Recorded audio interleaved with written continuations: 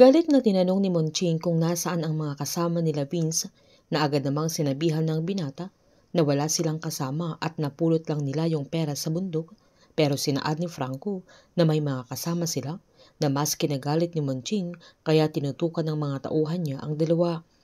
Sakto namang nakita sila ni Gab at Max kaya agad nilang pinaulanan ng bala na agad namang nagtago sila Franco at Vince na mas lamang ang dalawa dahil nasa mataas silang area kaya kitang-kita nila ang pangkat ni Monching na agad naman silang lumaban sabay kinuha nila yung pera. Nang magkaroon ng pagkakataon sila Vince at Franco ay agad silang tumakbo kaya sinabihan ni Gab si Ira na tumakbo na rin siya at kailangan niyang sundan ang mga kaibigan niya.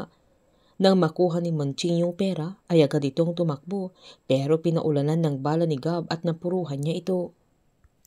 Nang humandusay na si Monching at patay na din ang mga kasamahan niya ay agad tumakbo sila Gab at Max para kunin yung mga pera nila at agad silang pumunta sa exit point. Binalikan naman ni Andres si Miguel pero isang sako na lang na pera ang nakuha niya at nag-alala pa ito nang hindi niya agad makita si Miguel. Paglabas ni Miguel sa pinagtataguan niya ay agad niyang sinabihan ang binata na yun lang ang nakuha niya. Nadismayado naman si Andres sa reaksyon ni Miguel kaya galit niyang sinabihan na muntik na siyang namatay dahil sa pera na yun kaya agad namang sinabihan ni Miguel na kailangan na nilang pumunta sa exit point. Nilapitan ito ni Andres at nilapatan niya ng first aid para tumigil yung pagdurugo ng braso niya na agad namang nagpasalamat si Miguel nang mahimasmasan ito kaya napangiti ang binata. Sila Miguel at Andres ang unang dumating sa exit point kung saan naghihintay yung sasakyan nila nang saktong dumating namang tumatakbo sila Gab at Max at huling dumating sila JB at Tomas na sila ang may pinakamadaming dalang pera pero hindi namang maiwasan mag-asaran sila Tomas at Gab. Pagdating nila sa bahay ni Greg ay agad niyang tinanong kung ano yung mga dala nila na agad namang pinaliwanag ni JB na nakuha nila sa kota ni Sameo na nakisabat pa si Tomas na mas madami sana silang naiuwi kung walang mga nakialam.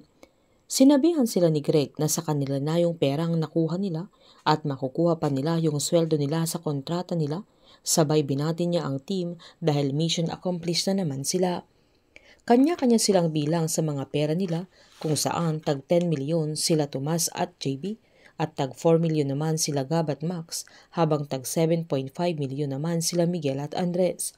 Nang pauwi na sila ay inasarapan ni Tomas si Gab na parang hindi siya masaya sa pera niya kaya inabutan niya ng 300k pero nanindigan naman si Gab na hindi niya tatanggapin yung pera niya kaya sinabihan ni Tomas na bumabawi lang ito at agad namang sinumbat ni Gab na hindi niya kailangang bumawi at hindi niya kailangan ng pera niya. Pag-uwi naman ni Miguel ay agad niyang hinanda yung 20 milyon na ibibigay niya sa grupo ni Jake para sa kaligtasan nila Christine at Mickey. Habang binigay naman ni JB yung 50 milyon na gagamitin nila para mapalaya ang airpot niya. Sa pag-uwi naman ni Andres ay wala siyang kalamalam na nakita na ni Aling Yesang yung mga pera niyang nakatago sa locker niya na ito ang magiging dahilan na mas mag-alala ang kanyang lola at kukumprontahin niya ang binata kung ano talaga ang trabaho niya at kung saan nanggagaling ang kanyang napakadaming pera. Painit ng painit ang mga tagpo, sabay-sabay po nating subaybayan ang advance episode ng Incognito dito lamang po sa aking channel. Patuloy lamang po manood, mag-likes at mag-subscribe para ma-update po kayo sa mga susunod na episode. Marami pong salamat.